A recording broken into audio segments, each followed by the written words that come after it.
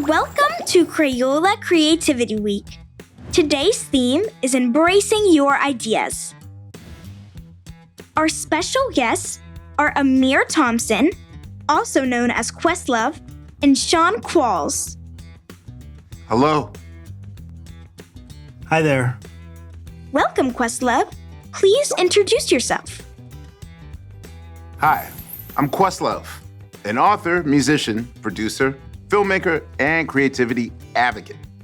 I love how everything I do as a musician, producer, filmmaker, and author lean into my creative skills. I feel fortunate that growing up, my parents surrounded me with the arts and encouraged my creativity from an early age. I wrote a book, The Idea in You, to empower kids to feel creative and celebrate their ideas. Sean, please introduce yourself and share how you became an illustrator. Hi, I'm Sean Qualls. When I was a kid, I didn't feel as artistic until an elementary school teacher helped me to realize I had talent and suggested that I think about a career as an artist. This is what excites me about this book, The Idea in You. It honors kids' originality and boosts their creative confidence. I know what that encouragement did for me.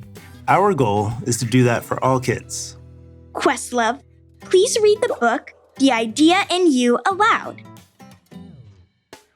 The idea in you. An idea can come from anywhere. Start here. Reach up into the sky and unhook a star. Look at what is in your hands and listen to your heart.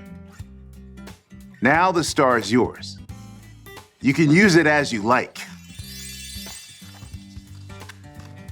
Look at it from one side. Look at it from another side. Toss it, turn it, spin it, flip it upside down. Even when you have turned it all the way around, it's still yours. Maybe it makes a sound. You could turn it into a melody, a beat, a song. It might twinkle with music. You can clap to its rhythm and dance. It might tell a story, one word speaking to the next, and on down the line. In a world, you can add any ingredient you want. Close your eyes, stir it up, taste it. It may need a little sweetness, or maybe some umami, building a depth of flavor. It may need more salt. You might shed a tear, taste it again, feel something new. Maybe you need to change your surroundings. Think about something remembered or overheard. Today is not the only day you have with your star. You can mold it with your hands. Let it take shape. Hook it back into the sky. Come back to it tomorrow. Everyone unhooks a different star. And sometimes a star isn't a star. It's a planet. It's a plane. It's a tiny object only you can see. Sometimes someone else unhooks it for you. And then you can hold that star together. Play its notes together. Tell its story together. Let go of it together and send it off into the world. An idea can come from anywhere. Now, where will it go? Questlove, you often talk about the importance of being in a state of play. What does that mean? And why is play important for ideas? Being in a state of play is important for everyone. At every age and in every area of interest, we have to be in a playful mindset for ideas to flow. I'm not talking about playing games with rules. Instead, a playful mindset is when we don't take ourselves too seriously. We don't need to compete or win. We give our ideas time to dance in our heads. We might doodle them, tap them out musically, or dream them into something bigger and brighter. While play is not just for kids, you young guys are the real experts at playing. This simple yet deeply meaningful activity is what fuels new ideas, since ideas are what the future needs. I encourage playfulness in everyone, especially your young and growing minds. I believe that the only way to be future ready is to realize that ideas are valuable. You have to love your ideas enough to play with them, embrace them, change them, and give them away. Toss your ideas into the universe. See where they land and who embraces them.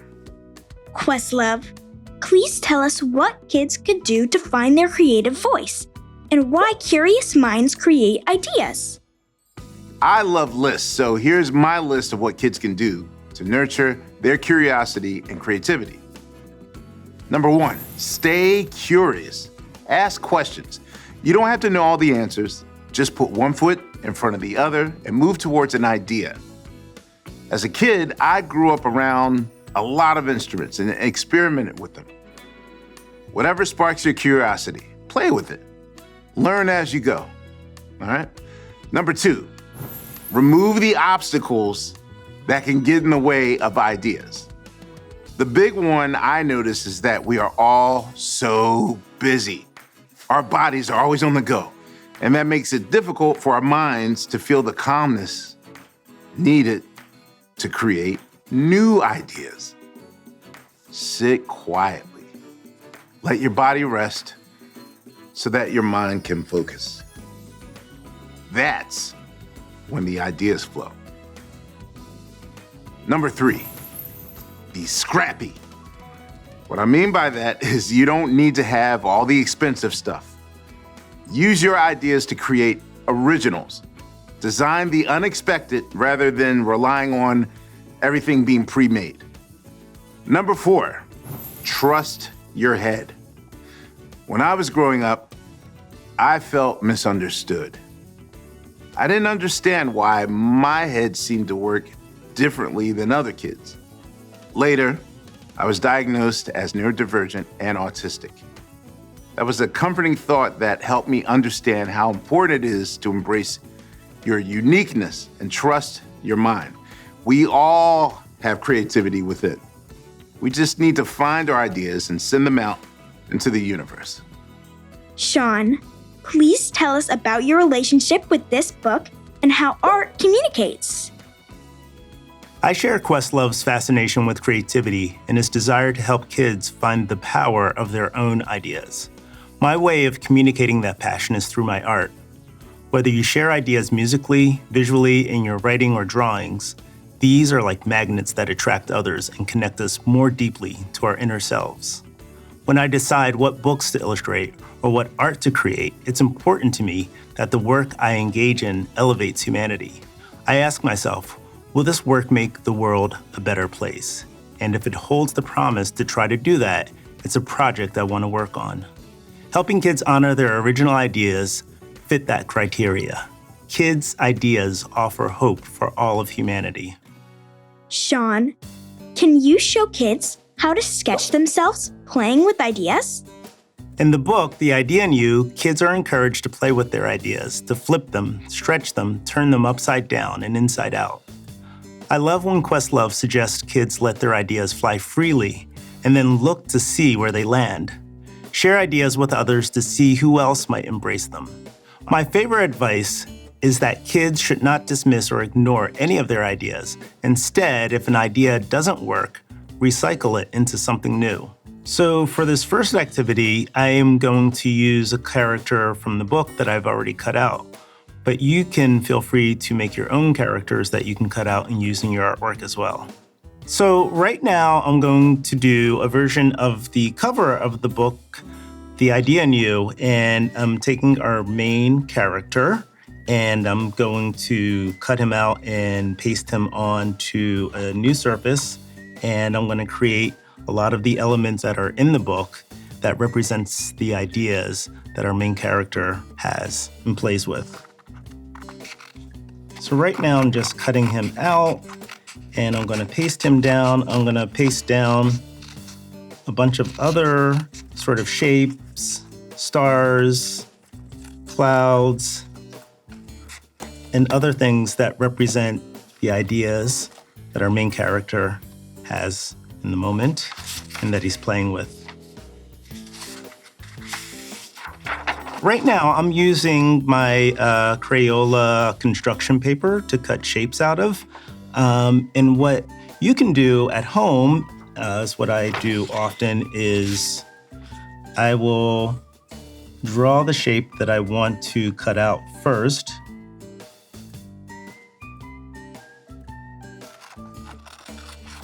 So right now, I'm just cutting out what's going to be the foundation of a bed of clouds, which for me represents a safe and fun place to explore my own creative ideas. And I really like the way that looks against the white background. And so I'm going to find some other colors to incorporate. I used orange, so maybe I will use a blue next to it. And it doesn't have to be exactly like the first one. It can be different, and we can see if the two shapes will work well together. I feel like we have something nice happening. And I'd like to now cut out some stars. Let me see which color I'm going to use. I really like this pink. I think I'm going to try this pink.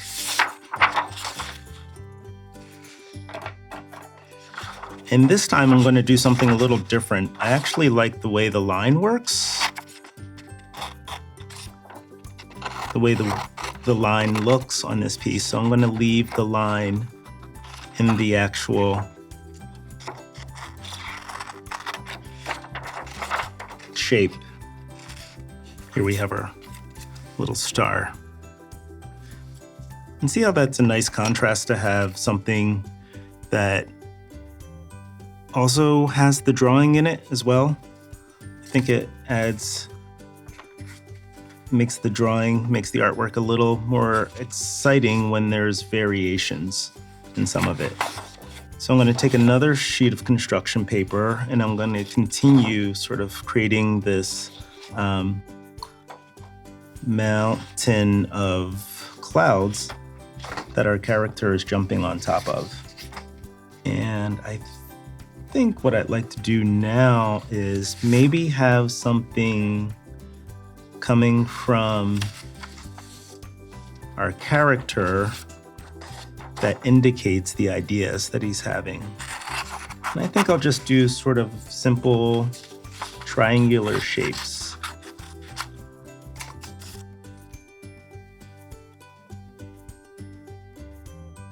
Okay, at this point, I'm going to start to paste things down, and I'm just working with shapes that I really like and colors that I really like, and you can do the same for your own work, because whatever has meaning to you, whatever shapes and colors you like, I encourage you to use those in your artwork because it'll make it more special and more uniquely you.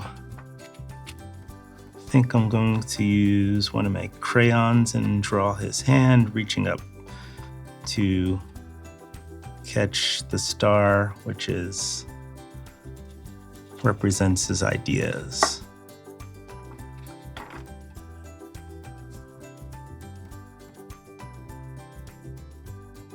Okay, there we have it. Sean, for the next art demo, please show kids how to celebrate ideas. I love how Questlove reminds us that we need quiet moments to generate and celebrate our ideas. So I'll be drawing a calm setting where I can envision myself sitting quietly, letting my ideas float above and around my head. Okay, now I'm going to pull out the book and use one of the images as inspiration for our calm setting. And for me, when I was coming up with ideas to illustrate this particular page, I thought of a young Questlove or me as a young person sitting on top of a mountain and coming up with ideas and having the ideas float around my head. So what I like to do, I generally, when I'm drawing a person, I always start with a face. And each character I draw has their own unique face shape. And I chose a mountain as my quiet and calm place in the book, but I encourage you to think about places that make you feel calm and safe where you can explore your ideas. His eyes are closed. Give him a very calm expression. And he's sitting down in a meditation position. Okay, his one leg is tucked under his other leg. I'm going to use some other colors for the mountain. Let's see what we have here. I like this yellow color. I think this will work well. So I imagine other people will have calm places that appeal to them. Maybe it's being in a park somewhere, or maybe at the beach, or on vacation somewhere. Also think about other elements that you can include in your work that may make you feel more calm, like maybe something that indicates music that you're listening to. I like to listen to music. It helps me to feel calm. Maybe one more color that's a little different, maybe like a lighter sky blue before we finish up.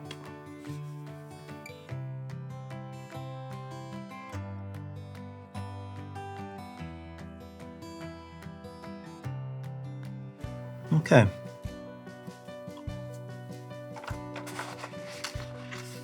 I think we're done for now. Questlove and Sean, thank you for encouraging us to honor our ideas. Bye-bye. See you later. Bye for now. Teachers, librarians, and parents, be sure to check out more creative ideas at Crayola.com/Creativity Week. And remember to share children's artwork. Post a photo on social media using #Crayola Creativity Week for a chance to win today's amazing giveaway.